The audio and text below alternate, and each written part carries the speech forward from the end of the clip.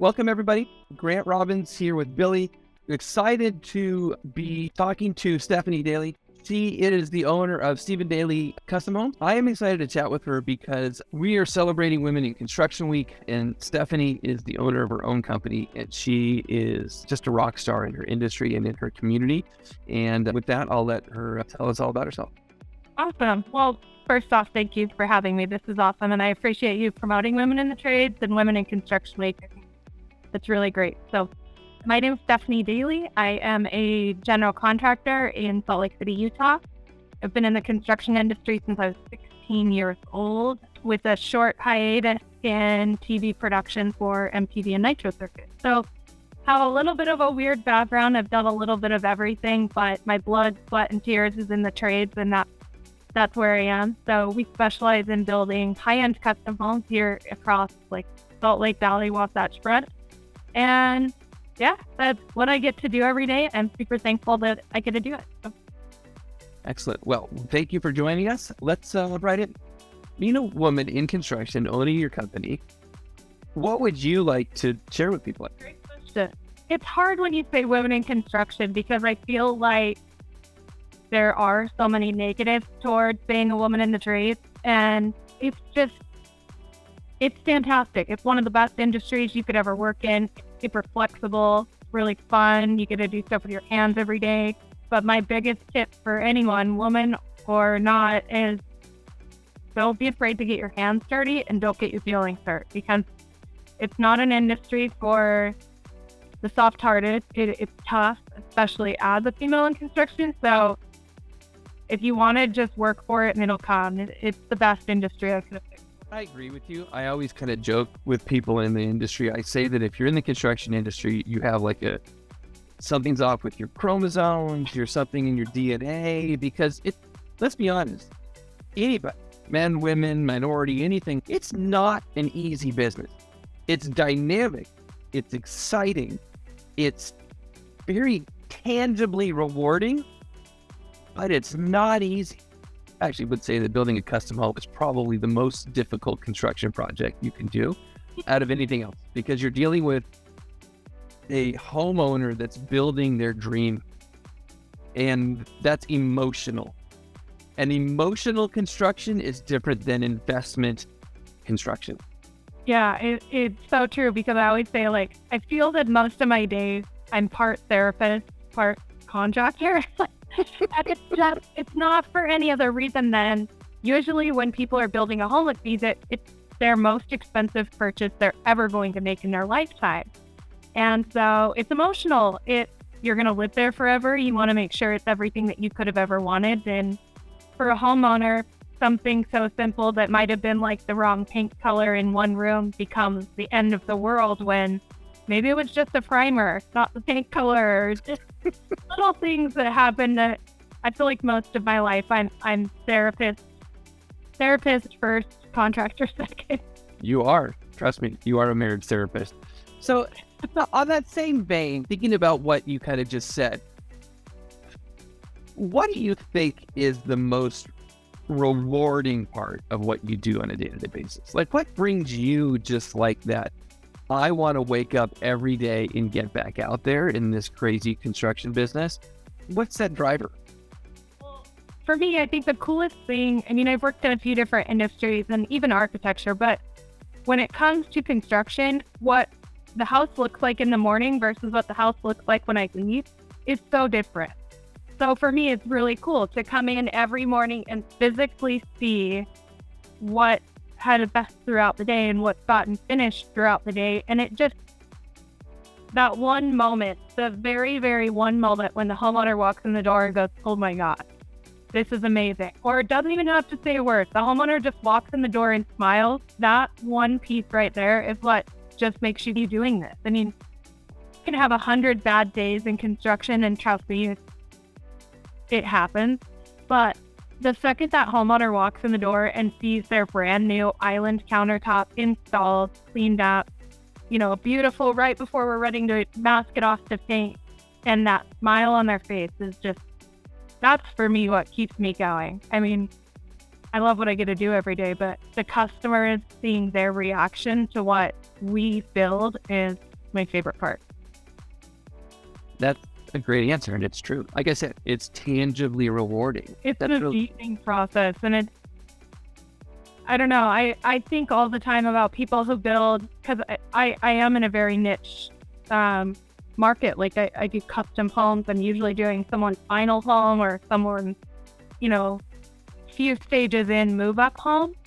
And for me, it's like life-changing for them. These are dreams that they've had forever. That, I have a client that I just did an indoor batting cage for, and they have kids that their two boys play high school baseball. They aspire to be MLB players, and they're good. They're really good baseball players, but their parents saved their money and worked their butts off to build them an indoor batting cage in their house. And it's just that reaction that they see when they walk in that space.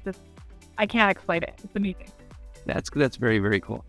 What would you say has equipped you throughout your life, or what would you say makes you well equipped for this industry?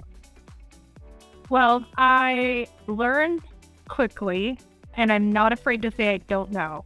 So I think that's one of the biggest problems in construction is people trying to pretend like they know everything. I don't see anything wrong with not knowing the answer to something, and not knowing the answer makes me learn the answer. So I've been really, really willing to learn and really, really open to experience. So any opportunity I had to learn on site, to get my hands dirty. I'm a general contractor, so a lot of my time, unfortunately, is spent here in the office. But being willing to learn, and in my case, learning how things are built from start to finish, from design to handoff to the homeowner, is really important. And I think that's what's made me better in my industry, is just being open to learn and not being afraid to get my hands. I actually love hearing that. That's something that I always kind of in myself. I mean, when I would sit in construction trailers and my wife and I were redoing our first house, I'm like, I need to learn how to sweat copper. So I would go talk to the plumber at lunch and he would teach me how. They're amazing. They love to teach people. They love it. And they would teach me, and he would send me home with a bag of tools on the weekends. And Monday morning, the first thing he'd say is like, how did it go? How did it go? He wanted to hear the whole story, right?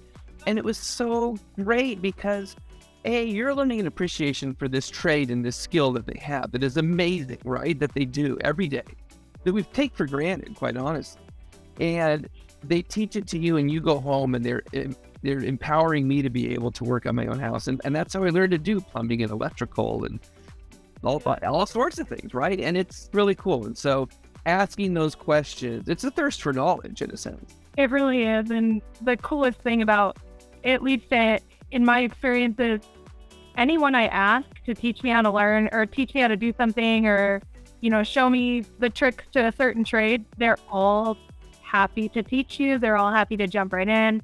No one's ever tried to gatekeep the old school secrets that maybe we used to see, but everyone now, they want to grow that next generation of contractors. They want to teach young people, and so it's great. Stephanie, being a woman, owning your own company, building these homes for people, what advice would you give to younger women that are either graduating with construction degrees or just kind of lived this whole life with their parents or their fathers or family members in the industry that want to go out on their own?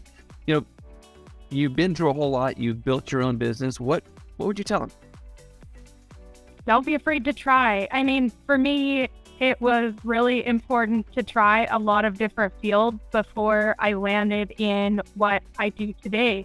We specialize in finish carpentry. So we build high-end custom homes, but all of our employees are professional finish carpenters. So learned how to do that, learned how to do a lot of things. And that is what made me realize which portion of the construction industry I wanted to be in. I think that looking at it from a textbook, I wasn't quite sure what direction I would go. And I definitely wouldn't have said I'd be where I am today. So I think try it out and find what fits you. I've got a lot of great girlfriends that are plumbers and drywallers, and they've just found their niche, and that was something that they fell into that they love. So don't be afraid to try and just have thick skin, because the construction industry is tough, but you're wanted, you're welcome. People love having you around. You just They're not used to it yet. A lot of the guys on the job site are aging out. We say it just means that like we don't have a lot of young people coming into the trade. So they have worked in the industry for a long time where women weren't in this industry. And now it's so different. We have so many women coming into the industry. They're learning, but give them a bit of a break because some of them are just old school and you got to have tough skin. Tough skin, I think, goes a long way for most people in this industry, but I could imagine how you needed to be a few layers thicker. I think it's fantastic that there's people like yourself starting companies, working hard, and look at, building success in your town. And that's got to feel really, really good. Yeah, it does. Great. I love it. And I love what I get to do every day. That's the best part. It's like I said, it's some kind of genetic problem that we all have, but let's just get up early and go back out there. Right?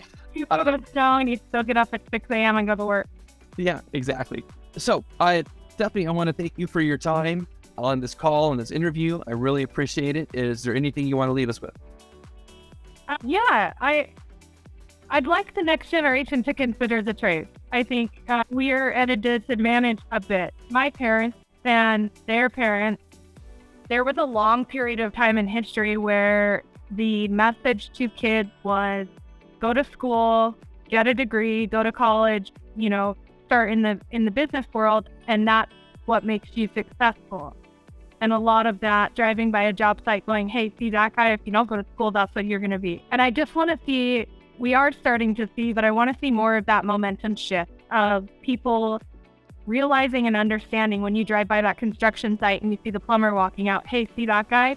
You want to be that guy. That guy's making 6 figures. That guy owns his own home. That guy, has a flexible schedule. And that goes for a lot of construction trades. And I think as my generation becomes parents and, we start to coach that next generation of kids, they just need to know that the trades is a viable industry and it's worth going into. And just because you don't have a 4-year degree doesn't mean you're not successful. I can't even tell you how much I love hearing you say that. Our industry has a labor shortage.